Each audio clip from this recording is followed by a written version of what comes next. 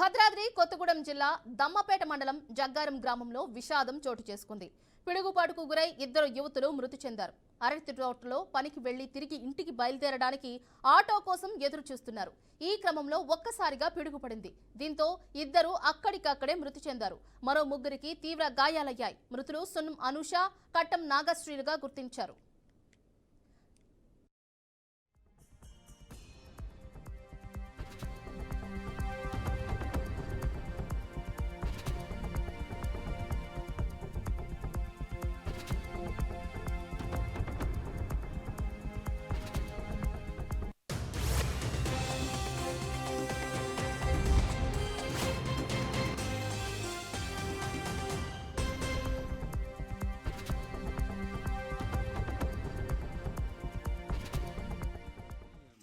చేస్తున్నారు. ఆటో కోసం వెయిట్ చేస్తున్నారు. అక్కడ నిలబడి రోడ్డు మీద నిలబడి ఉంటే పిడుగు పడింది.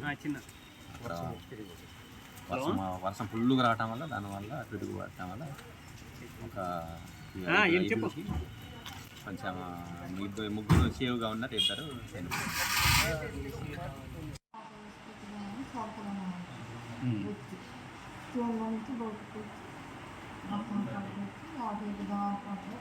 చూసింది ఎన్ని రాళ్ళు తెచ్చుకోవచ్చు